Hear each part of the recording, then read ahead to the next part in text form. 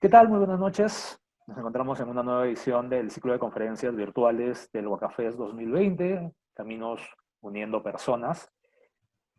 El día de hoy vamos a tener la compañía de Rosabela Álvarez Calderón, quien además es fundadora también de este programa. Y venga, en el 2018 Rosabela me visita en la Dirección de Infraestructura y me presenta la idea de empezar a hacer un festival aprovechando los sitios arqueológicos del campus. Y el primer lugar en el que pensamos fue en el Camino Inca. Y fue justamente el Camino y sus estudiantes de un curso de Estudios Generales de Letras, si no me equivoco, con quienes pudimos dar origen y sacar adelante el primer momento del Wacafest. ¿Qué tal, Rosabela? ¿Cómo estás? Buenos días, Julio. Hoy Rosabela va a explicarnos una interesante ponencia que ella ha titulado Huacas, Ciudad y Personas, abriendo la conversación sobre el futuro de las huacas. Bienvenida, Rosabela. Bueno, ¿puedo compartirla ahora? Empieza a compartirla. Listo. ¿Estás pudiendo ver la presentación? Así es. Puedes comenzar. Ya. Ya. Bueno, buenos días. Entonces, les voy a comentar. Yo comencé como arqueóloga, estudié arqueología en la Pontificia Universidad Católica. Cuando terminé la carrera, estuve muchos años trabajando en arqueología, principalmente en Lima y en la costa norte. A partir del 2009 comencé a cambiar mi enfoque primero a la arqueología histórica, y luego, a partir del 2011, que me fui a hacer mi maestría en conservación crítica, comencé a desarrollar un interés en ver el tema del patrimonio, y actualmente yo soy profesora de arquitectura en el Departamento de Arquitectura de la Pontificia Universidad Católica, donde veo temas relacionados a patrimonio. Y, por ejemplo, aparte de tener los cursos relacionados, por ejemplo, Huaca y Ciudad, tengo un curso llamado Ciudades Patrimoniales y Espacio Público, y un curso llamado El futuro de lo moderno, los retos y posibilidades para el patrimonio moderno en el Perú. Entonces, a mí me gusta mucho entender este tema de la relación de cómo el patrimonio, qué significa el patrimonio, qué significan los valores, de qué manera estos procesos de formación y transformación de la ciudad, y cómo es que el pasado tiene relación con la gente y la ciudad. Entonces veo siempre sobre todo me interesa mucho ver esto del enfoque prehispánico, lo más antiguo, y sobre todo últimamente lo moderno, lo más nuevo. Entonces ahora lo que voy a aprovechar y voy a comentar un poco esta experiencia de lo que fue la docencia, cómo surgió la idea de hacer el curso de Huaca y Ciudad, que por ejemplo acá vemos, siguiendo la tradición arquitectónica de crear un afiche para tu curso. Este es el afiche del curso que estoy dictando ahora, Huaca y Ciudad, bordes, espacio ciudadano e intervenciones. Esto se origina de cuando hice mi tesis de maestría, que se llamaba La ciudad negociada, que básicamente planteaba desde la idea de que porque algunos sitios arqueológicos en la ciudad de Lima están bastante bien conservados y habilitados como museos al aire libre, otros están deteriorados y otros han sido eliminados. Tomando dos casos de estudio en Puquiana y Guantinamarca, hice esta evaluación y esta exploración y que llevó a entender cómo es que la ciudad de Lima se había ido relacionando con su patrimonio prehispánico, desde el enfoque, por ejemplo, de vivienda, de políticas de tierra, de la ciudad formal, de la ciudad informal, y llegué a esta idea de que la forma de la ciudad y las relaciones de la ciudad con la gente habían sido una negociación. Queriendo explorar un poco más este tema y habiendo realizado el análisis cómo proceder en adelante, cuando regresé a Perú en el año 2014 y entré a trabajar en la Universidad Católica en el año 2015, entré con la idea de desarrollar este curso. Un curso buscando plantear, con la ayuda de arquitectos y con el conocimiento y habilidades de los arquitectos, cómo plantear este mejoramiento de la relación entre las huacas y la ciudad de Lima. Comencé con el curso Huaca y Ciudad y lo vengo dictando desde el 2015 de manera ocasional, una vez al año más o menos, y he tenido varias versiones, como por ejemplo en el año 2015-2 agregué el tema de los bordes.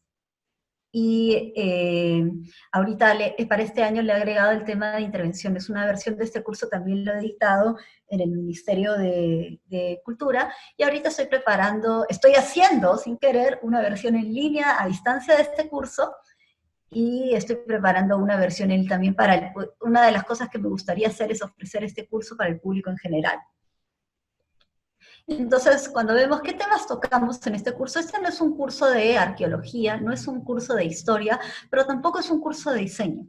Supone que tú llegas a este curso después de haber pasado por los cursos básicos de arquitectura y urbanismo prehispánico, pero antes de llegar a lo que se llama el taller de diseño o la tesis, porque una de las cosas que he notado que hay un gran interés, tanto en la Facultad de Arquitectura de la Católica como en otras facultades de arquitectura de Lima, porque a mí me llegan, conversan conmigo, no solamente estudiantes de arquitectura, también se han acercado a mí abogados, es más, acabo de terminar de asesorar una tesis de maestría a un abogado sobre derechos culturales, artistas,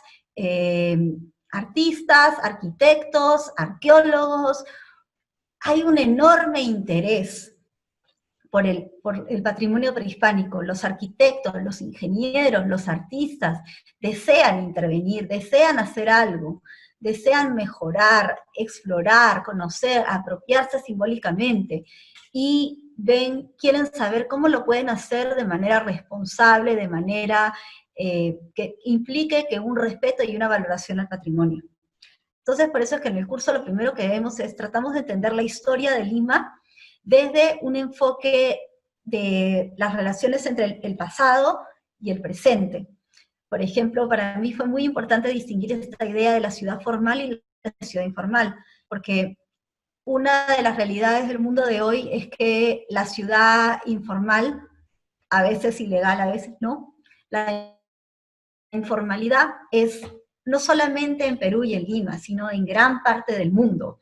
Ya no lo vemos tanto, incluso las ciudades de primer mundo, como Nueva York y Londres, han tenido enormes barrios informales, tugurios y barriadas, y las barriadas son también una realidad en Sudamérica, no solamente en Perú, en India, en China, en Asia y sobre todo en África. Entonces, esta realidad de la informalidad, una gran diferencia, por ejemplo, entre otras partes del mundo, es que en Lima, en Perú, las barriadas pueden pasar de una barriada con casas de esteras a un barrio de clase media consolidado en 30 años. Entonces, viendo que la enorme cantidad de sitios arqueológicos que sobreviven en Lima están en las zonas de Lima que comenzaron en muchos casos siendo zonas informales, Lima Este, Lima Norte, Lima Sur, es necesario entender de manera particular cómo es que se dio el desarrollo urbano, sin prejuicios y sin juzgamientos, pero tratar de entenderlo. La segunda parte siempre tiene que ver con la idea de cómo entendemos la idea de patrimonio, valores, el espacio y el tiempo. Y por ejemplo, una parte particular que a mí me gusta es la tercera parte que ustedes ven, que es una aproximación a esta idea de nuestras relaciones y percepciones con la ruina, con el deterioro. ¿Por qué sentimos esa necesidad de intervenir arreglando, y por qué le sentimos este horror al ciclo de vida, al paso del tiempo? Ahí me tiene que ver mucho el hecho de que en la maestría yo he sido entrenada por arquitectos que vienen de Asia, de India, y hemos explorado muchos casos de estudio de otros países, donde esta idea de los ciclos de vida y de la conservación no material como alternativa a la conservación de procesos, de ideas, de tradición oral, es algo más arraigado, ¿ya? Y luego en la tercera parte venimos las intervenciones estudiando la idea del borde, por ejemplo, la idea de qué significa el borde para nosotros, por qué sentimos que debemos proteger con una reja, con un muro. Entonces, como se darán cuenta, este es un curso que trata sobre temas de espacio público, temas de bordes y ciudades militarizadas. Entonces, es un curso de urbanismo, es un curso de historia, es un curso del pasado, y tratando de entender desde muchos aspectos la relación del pasado prehispánico con el presente. Entonces el curso comenzó así, este fue el primer póster que tuve, el primer curso, y este fue, por ejemplo, uno de los primeros trabajos que hice. Te interesará, Julio, ver a la izquierda que uno de los primeros trabajos que siempre hacemos es que nos vamos al camino Inca, y les pido que lo analicen, que, como dicen acá, describe esta ruina considerando lo siguiente: el estado de deterioro que puedes observar, cuál es tu reacción ante el estado de deterioro, por qué crees que has reaccionado así, eh, ¿te parece que fue incomodidad? ¿Qué te parece el sitio desde el punto de vista estético? ¿Le parece incompleto o completo? Entonces, esto es un ejemplo de cómo es que los chicos entendieron algo como el camino Inca. Y, por ejemplo, a la derecha tenían que hacer esta misma entendimiento de la relación Huaca y ciudad desde un sitio como Huantille.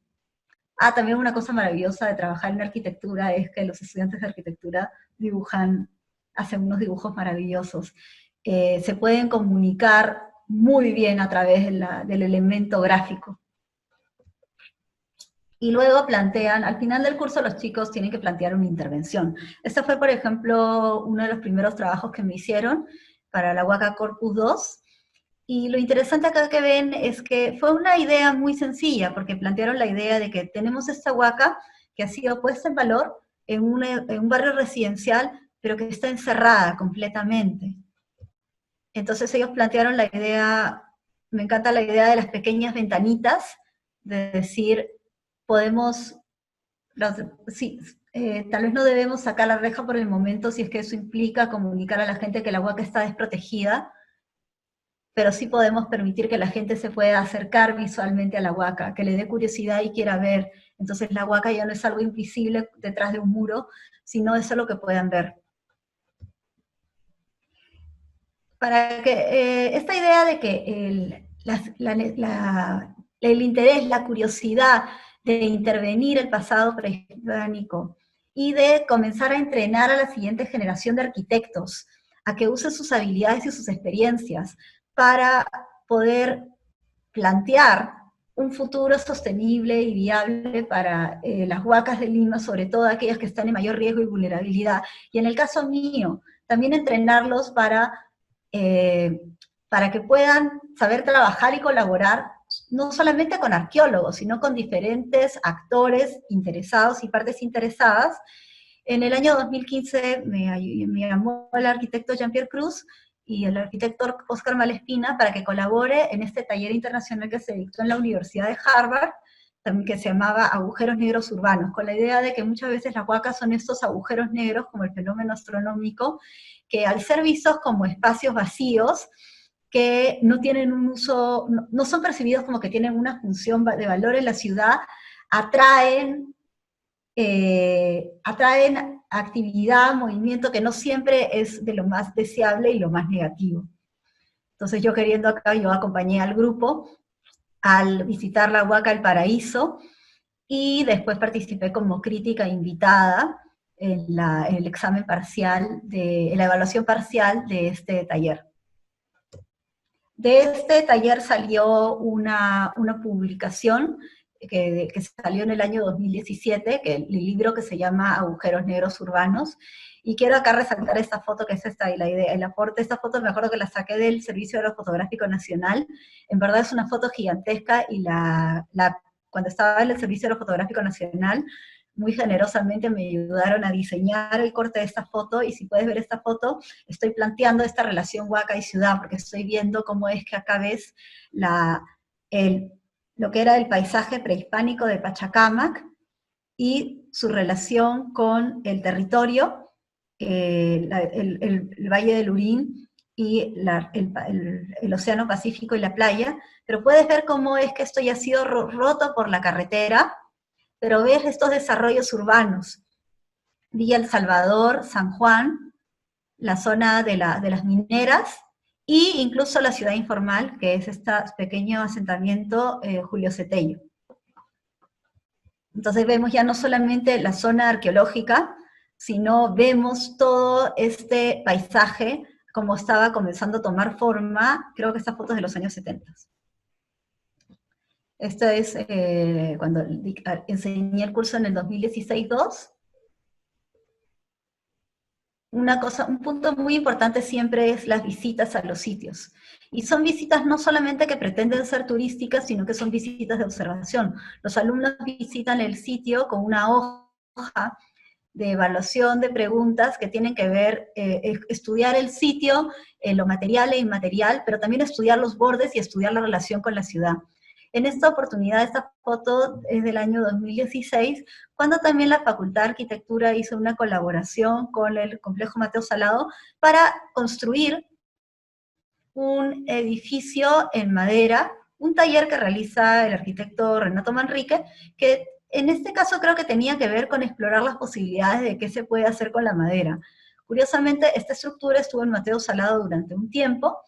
Muchos de mis alumnos habían colaborado con la construcción, entonces después de participar del recorrido, los chicos corrieron y se pusieron a jugar y explorar.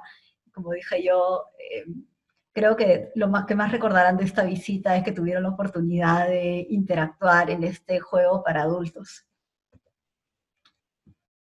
Y también tenemos oportunidades, para mí es muy importante a veces poder visitar las huacas desde el aire. Aquí tuvimos la gran oportunidad de subir hasta una azotea de un edificio y poder ver Lima desde arriba, que nos permitió ver, por ejemplo, cuánto cambia la percepción de la huaca con la ciudad cuando lo ves desde arriba. Por ejemplo, los chicos se dieron cuenta de dos cosas: realmente el tamaño y la imponencia de la forma física de la huaca puquiana, que se pierde bastante si lo ves desde el nivel de la calle.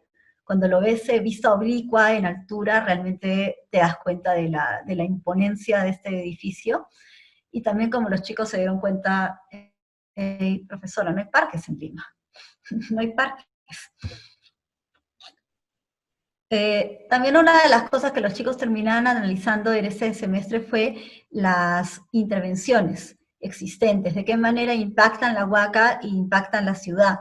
Y sobre todo la idea de que hacer una intervención material no es suficiente. Este fue un trabajo de un alumno que le llamaba una puesta en valor que no agrega valor, que se hizo toda la intervención y mejoramiento arquitectónico, pero no se hizo ningún programa o coordinación para abrir la huaca al público. Entonces es una intervención que no agrega valor, y esta huaca Santa Catalina sigue sin recibir visitas, realmente. Espero que esta situación haya mejorado desde ese entonces.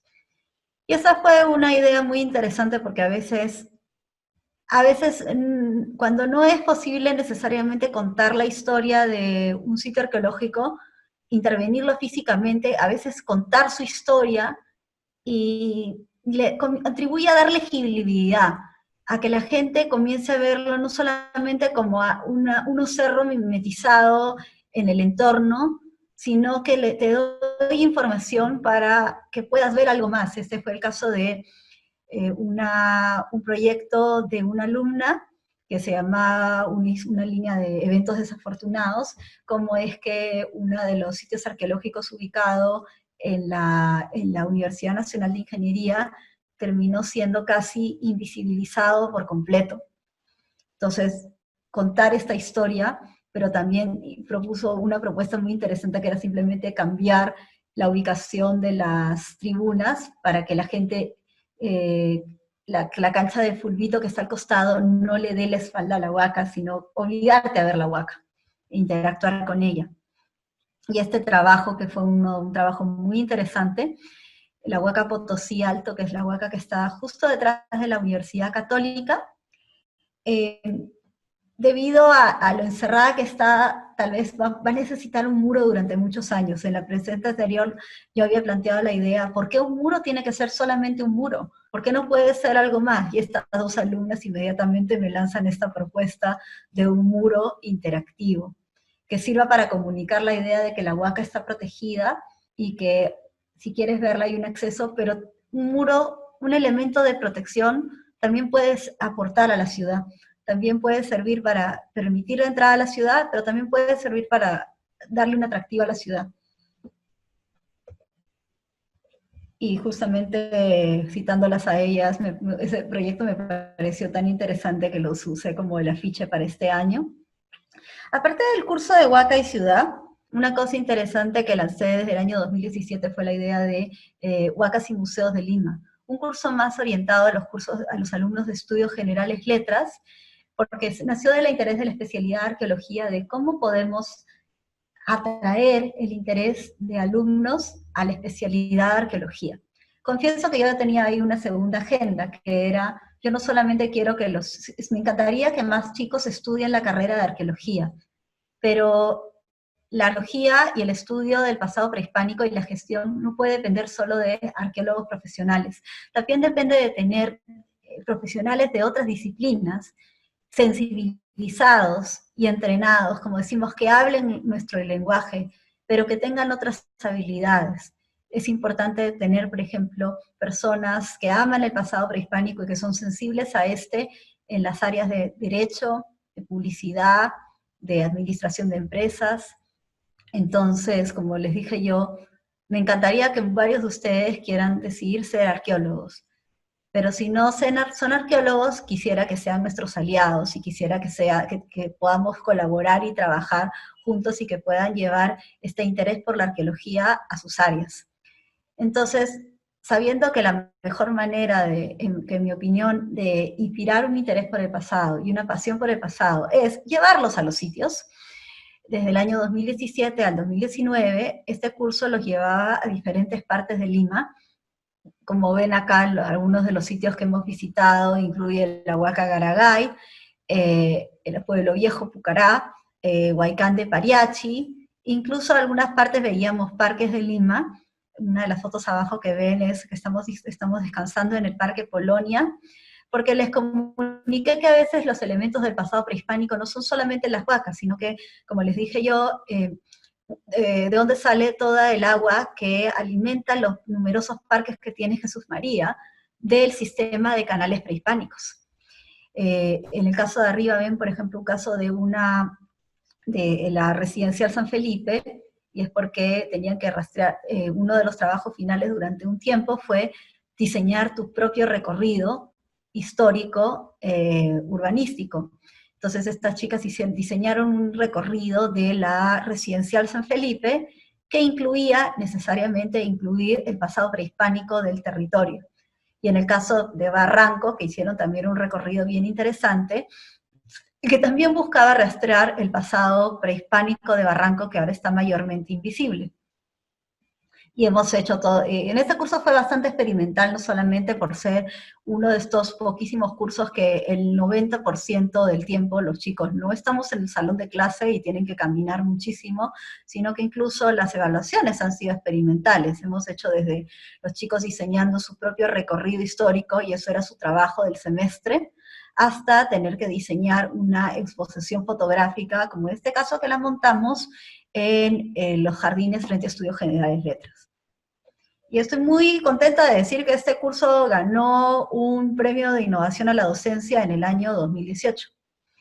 Y también, considerando esta foto muestra ya uno de los últimos cursos que he enseñado, que es Building the Cities of Perú, un curso que enseñé unos cuantos semestres en asociación con la arquitecta Adriana Scaletti. Otra vez es la idea de que muchos estudiantes, este curso es muy popular no solamente con estudiantes internacionales, sino con ingenieros. A los ingenieros les gusta mucho. Decidimos crear un curso totalmente en inglés que busque explorar estos procesos de formación y transformación de las ciudades y los asentamientos en el Perú, desde el periodo prehispánico hasta la actualidad. Entonces, este es un curso casi de las ciudades, historia de las ciudades del Perú, donde, por ejemplo, yo tomaba las partes de prehispánico y el desarrollo de la ciudad informal. Entonces, yo tomaba el tema del siglo XX. Este curso tenía 4 salidas de campo, y siempre contábamos con la visita de al menos 1 o 2 profesores invitados, donde por ejemplo, hemos invitado al arquitecto Daniel Flores a que nos hable de la patria nueva y las transformaciones de Leguía. Hemos invitado al arquitecto Freddy Cooper para que nos hable de la ciudad moderna, y a la arquitecta Belén de Mesón para que nos hable de las ciudades de la selva. Una cosa interesante cuando eres arqueóloga y el tipo de de educación que recibimos es que es una disciplina inherentemente holística e interdisciplinaria. Siempre el doctor Krzysztof Makowski hacía muchas bromas que se relacionaban al hecho de que la arqueología siempre ha pedido prestado de diferentes disciplinas como la geografía, las ciencias duras, las ciencias sociales, la filosofía, y aparte de desarrollar su propia teoría. Entonces, una arqueóloga en una escuela de arquitectura descubrí que es un atributo bien positivo. No puedo construir un edificio o una maqueta, pero llevo una sensibilidad y una manera de entender el entorno a través de la cultura material que suele ser muy valorado. Esa perspectiva, esta forma de entender, de relacionarme, entender y estudiar la ciudad del pasado y las ciudades del pasado y el futuro, alimentó bastante este curso que se originó como un curso de UNESCO para funcionarios públicos de ministerios y municipalidades, que ciudades patrimoniales y espacios públicos en el siglo XXI, y terminó siendo un curso para la Escuela de Arquitectura de la Universidad Católica, que lo he dictado 2 veces, y una vez para el Instituto Riagüero. Y aquí creo que el hecho de ser una arqueóloga, la formación de arqueóloga, pero con formación de arqueóloga y formación de urbanista y patrimonio, ha sido la combinación que me dio esta sensibilidad. Pero también el hecho de que dirigir este tipo de curso a gente que no tiene necesariamente mi perfil. La combinación de que la mayoría de los alumnos suelen ser arquitectos, con habilidades que se complementan muy bien con la mía. Y por ejemplo, se producen trabajos como este, que fue una propuesta de cómo intervendrías el mercado del baratillo, pero como ven, el plano de la izquierda lo que muestra es lo que llamamos el sensómetro, que era, les pedimos que analicen todo el entorno del RIMAC a través de los sentidos. Entonces, por ejemplo, algunos chicos decidieron analizarlo a través de los olores, de los sonidos, de las vistas, usaban colores para indicar lo que estaban sintiendo, el peligrómetro, que básicamente luego inspiró de las observaciones y actividades que hicimos para Wacafest. Y entonces es a través de estos diagnósticos y de crear una visión que los chicos proponen una intervención. A partir de los cursos no quedan ahí, fue iniciativa de mis alumnos cuando se graduaron, tratar de ir más allá de solamente la actividad académica, y comenzamos con la actividad de activismo. Creamos el grupo Activa la Huaca en el año 2016 y comenzamos haciendo recorridos caminables basados en la investigación y el activismo. Gracias a una colaboración con la Municipalidad de San Isidro, comenzamos a crear una historia de la Municipalidad de San Isidro que incluyera la historia del barrio, casi como lo que se llama una caminata de Jane Jacobs, pero donde la huaca local era parte del recorrido. Contábamos la historia del barrio desde la época prehispánica hasta la actualidad. Y estos fueran, por ejemplo, esto es, por ejemplo, uno de los volantes que circulaba para publicitar las caminatas, que eran totalmente gratuitas. Y también cómo es que a veces este enfoque de Huaca Ciudad y Ciudadanos, a veces significa que, como cuando el sitio prehispánico cuando es difícil llevar a la gente al sitio prehispánico, a veces tienes que llevar el sitio prehispánico a la gente, pero de una manera innovadora. Con Activa la Huaca, después de que fuimos invitados a 100 en un día en Lima, decidimos llevar a Garagay a la gente a través de su punto más atractivo, el friso, que fue descubierto hace unos cuantos años. Decidimos crear una actividad lúdica de un juego, donde usamos, como ven abajo a la derecha, mi equipo convirtió un friso en este elemento lúdico y artístico, que invitaba a una reflexión del espacio público, de la cantidad de espacio público que tenemos, del derecho que tenemos sobre el patrimonio, sobre las huacas, también la responsabilidad que tenemos, pero también a una reflexión sobre, ¿conoces el pasado prehispánico? Este juego, por ejemplo, mientras jugábamos, les contábamos detalles sobre la huaca, y al final les contamos esta idea de que sabías que Garagay, por ejemplo, es casi del tamaño de la Catedral de Lima, que la plaza principal de Garagay ocupa creo que 4 manzanas del centro de Lima. Entonces es una manera como a veces tienes que eh, usar la creatividad para ver si la gente no quiere ir o no puede ir porque no conoce cómo llevas el patrimonio prehispánico, cómo lo haces itinerante y cómo lo llevas a otras partes. Y eventualmente esto terminó en una propuesta que quería hacer hace tiempo. En el 2017 fuimos invitados a ser parte de la iniciativa Puerto Cultura del Ministerio de Cultura, y que llevó a 2 proyectos con municipalidades. Uno de ellos fue la propuesta de realizar un mejoramiento del parque al lado de la Huaca Mangomarca en San Juan del Lurigancho, que insistimos en hacerla, no solamente plantear un diseño de un parque, sino analizar el entorno, aplicar lo que sabíamos desarrollado en Huaca y Ciudad, y sobre todo la estrategia desarrollada inicialmente por Kevin Malca, que era articular, entender el entorno y los sistemas alrededor de un sitio arqueológico, habilitar, que es la habilitación de infraestructura, impuestas en valores, pero también activar, que es la programación, las actividades, qué recursos sociales de vecinos y sus intereses y sus agendas puedes utilizar para darle vida a un espacio. Lamentablemente este proyecto está todavía en un diseño, porque ese es el problema. Como dije en un evento el año pasado, un buen diseño no es suficiente si es que no hay políticas, sobre todo políticas e instituciones que puedan dar continuidad a este tipo de proyectos. Se quedan atracados muchas veces por falta de interés político y porque los trámites burocráticos diseñados, en muchos casos con las mejores de las intenciones para que haya transparencia, terminan obstaculizando este tipo de proyectos. Afortunadamente, la idea de Huaca y Ciudad, yo siempre creo que cuando tienes una idea buena, una idea que es demasiado buena, nunca la tiene una sola persona a la vez. Muchas personas la tienen y la desarrollan de diferentes maneras. Entonces acá quiero resaltar un ejemplo de una institución, una asociación como Huaycán Cultural, que funciona en Huaycán del Pariachi, que yo he podido visitar la Huaca gracias a ellos, y me gusta mucho porque hacen un gran trabajo al ser vecinos, pero también al aplicar la rigurosidad de la investigación.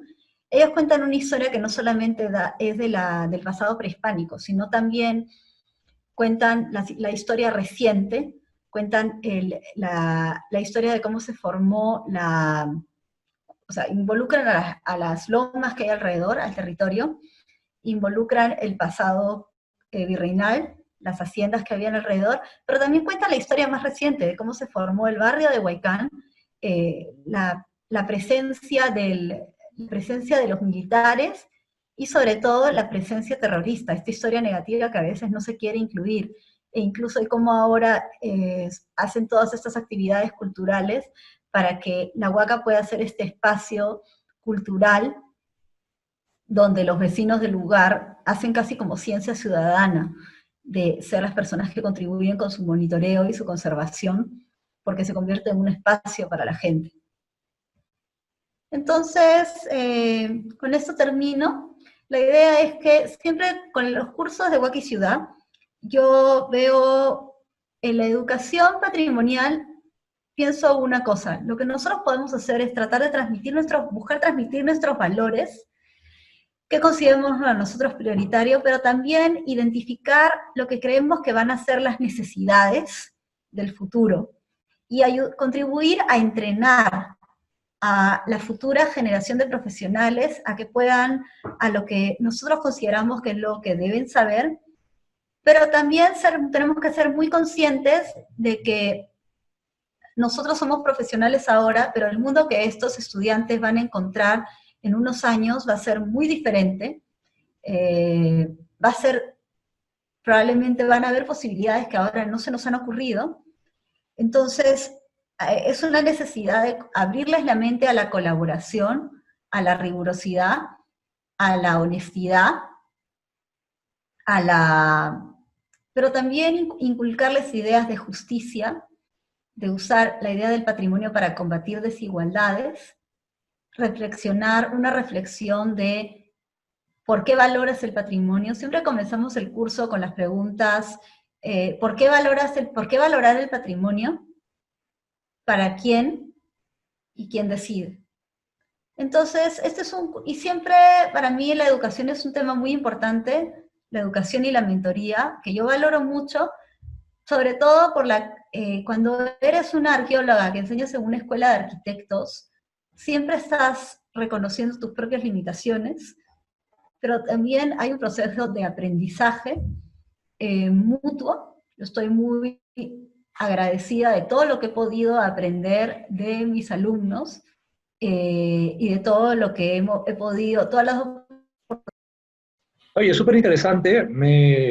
Me llamó mucho la atención la sección sobre esta sensibilización multidisciplinaria que estás aplicando a tus estudiantes y este enfoque de, correcto, efectivamente, empezar a enseñar no solo a futuros arqueólogos, sino a diferentes profesionales para que tengan una perspectiva a futuro de lo que es, venga, la gestión del patrimonio, las intervenciones en diferentes sitios patrimoniales, ¿no? Esta búsqueda, digamos, de miradas múltiples, ¿no? Multidisciplinarias a futuro, no solo ahora, sino que mientras vayan desarrollando los estudiantes sus respectivas vocaciones, tengan también presente la existencia de patrimonio cultural, la, la visita hacia los museos, ¿no? Y esa conciencia de que existe un pasado prehispánico dentro de nuestra ciudad, ¿no? Y eso me parece súper interesante en la formación de los estudiantes.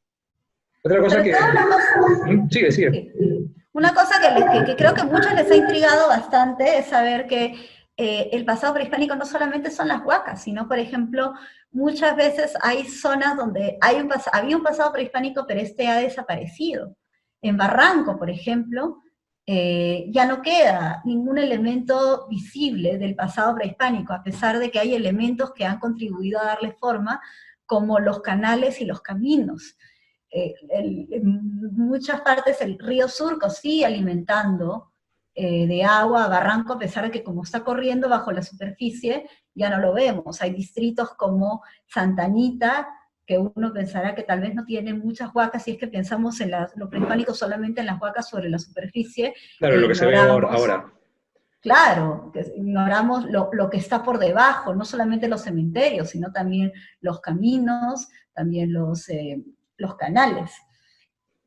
Y otra cosa que sucede en Lima, y que yo lo noto diferente a lo que está sucediendo en la costa norte, o sobre todo en la serranía peruana, es que cuando uno empieza a gestionar un proyecto de difusión del patrimonio o educación patrimonial, muchos de los enfoques que usa el Estado van referidos a la apropiación de los vecinos por sus sitios arqueológicos, como si estos sitios fueran los antecedentes de la sociedad actual y que los actuales pobladores en Lima son herederos de ese pasado prehispánico cuando Lima es una ciudad de migrantes. Entonces, no tienes en realidad un vínculo familiar o antiguo de la gente que vive hoy en día alrededor de las Huacas respecto a sus sitios arqueológicos. Entonces, yo creo que en Lima esta de tratar de vincular a la ancestralidad y al pasado remoto de la población actual no funciona, ¿no? Entonces,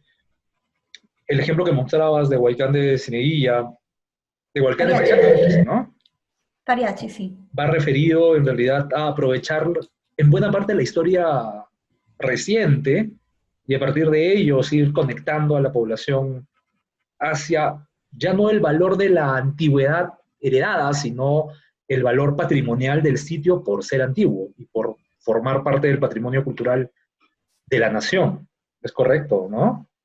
Y una cosa que es importante en muchos casos es que, por ejemplo, una de las cosas que más me impresionaron de cuando estuve en el Paraíso es que ahí, por el Paraíso, hay muchas barriadas, mucha ciudad informal, pero la ciudad está creciendo ahí. Los traficantes de terrenos han identificado toda la zona alrededor del Paraíso como futuro lugar para que se expanda la ciudad.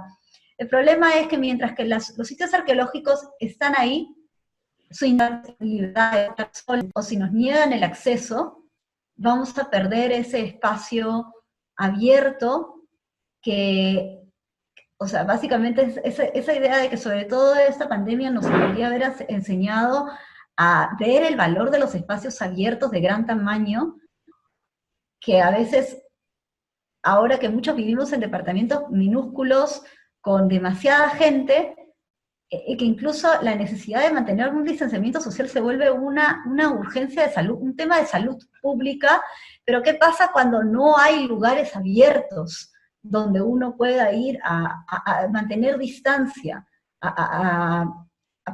Entonces, ¿qué pasa? Que en muchos casos mucha gente ya tiene esos espacios, es su huaca de barrio, muchas veces tiene una enorme plaza, y si tienes realmente suerte, no solamente hay una enorme plaza, sino también hay numerosos cerros alrededor, las antiguas lomas, algunas anuales, otras lomas ENSO que se activan solamente cuando hay un fenómeno del Niño. Pero a diferencia, por ejemplo, de países donde tras mucho luchar de los ciudadanos, se aprobaron leyes que le dan a los ciudadanos el derecho a circular por donde quieran, siempre y cuando sea pues para recreación, para senderismo, para hacer trekking, todo eso. Desde el año 2000 en Inglaterra, por ejemplo, el Reino Unido tiene lo que se llama la ley de derecho de paso, que esa es una ley que te permite que tú puedes circular por cualquier terreno público o privado, y no estás invadiendo. Lo único que se te pide, por ejemplo, es que cierres las puertas, cierres las rejas, y como dicen ellos, dejas solamente huellas y tomas solamente fotos. Es la idea de que la gente, si lo que quieres es explorar, es caminar, es recreación, el espacio tú debes tener ese derecho. En cambio, ese derecho en Perú no se tiene. En ese lugar, unos pocos tienen derecho, casi el derecho a tener espacios abiertos es un privilegio de los cuales una pequeña minoría se ha apropiado, y la enorme mayoría de peruanos, y de limeños sobre todo, limeños porque 10 millones de personas, ¿cuánta gente podría tener la posibilidad de tener en las Huacas el único derecho de espacio abierto que legalmente es inalienable? Que ni siquiera los parques, vemos el caso, por ejemplo, de los parques en Comas y en San Juan del Lurigancho, que ni siquiera, o en Lince, que a veces ni siquiera los parques son protegidos y son vulnerables a ser vendidos o transformados en usos considerados más lucrativos, o los parques, por ejemplo, que se abandona su uso y al igual que las huacas y las playas, deliberadamente se abandona su mantenimiento, se deja que se malogren y se usa eso como intervención para decir que deben ser privatizados o enrejados y su acceso restringido. Entonces, es también un tema político, es un tema de justicia, es un tema de igualdad, es un tema de decir, no solamente, todos deberíamos tener derecho a espacios abiertos de calidad, es solamente que algunos de esos espacios abiertos son más frágiles que otros. Es como cuando una vez me dijeron, la Biblioteca Nacional es un espacio público, pero eso no significa que vas a entrar y jugar pelota dentro de la sala de lectura. Claro, y es en parte proceso de esta construcción de ciudadanía, esta formación de ciudadanía para los limeños y en realidad para toda la nación, ¿no? Crear este sentido de identidad en el cual reconoces que existió un pasado prehispánico al cual puedes sentirte inmediatamente vinculado o no, pero a la vez el hecho de tú respetar ese tipo de situaciones y a partir de ese respeto, pues, valorarlo, protegerlo, cuidarlo, darle las condiciones mínimas necesarias para que el sitio, venga, no se vaya deteriorando, ¿no? Y eso, venga, parte de la misma población y depende, pues, de un deseo o interés político, en realidad económico también, que van a favorecer o desfavorecer la condición actual de las huacas. Y eso nos ha llevado a que muchas de ellas, por ejemplo, se encuentren encerradas, o nosotros en el mismo campus, que pasaron muchos años como campus universitario y fueron recién en los últimos 10 años cuando se tuvo la voluntad política y económica para poder intervenirlas, ¿no? Entonces, es una parte de la formación ética, de la formación ciudadana, como menciona tu curso de Huaca y Ciudad. Rosabela, muchísimas gracias. Vamos a continuar con conferencias del Huacafés en todos estos días. Abajo en la descripción del video va a quedar tu correo electrónico para todas las personas que quieran comunicarse contigo, hacerte consultas, ¿no? Y también van a llegar consultas en toda el chat del Facebook que vamos a ir respondiendo a lo largo de estos días. Muchísimas gracias, Rosabela. Algunas palabras finales, invitar a todos nuestros oyentes para que nos acompañen en las próximas conferencias también, ¿no? Claro, Huacafest, el Festival de las Huacas, es una idea de combinar activismo, educación, es la idea de generar curiosidad por el pasado prehispánico, ofrecer información, pero también generar esta conciencia ciudadana y la posibilidad de las huacas, como una vez escuché, creo que fue Pablo de Centeno que decía, no solamente espacio público, sino como espacio donde ejercemos la ciudadanía, donde ejercemos nuestros derechos, pero también ejercemos nuestras responsabilidades. Huacafés, cuando cada vez que decíamos qué tema queríamos hacer este año, estamos pensando en la idea de caminos uniendo personas, porque es la idea del camino que no solamente, pensando en el camino Inca, que no solamente transportaba personas y transportaba bienes, sino también transportaba ideas y conectaba personas.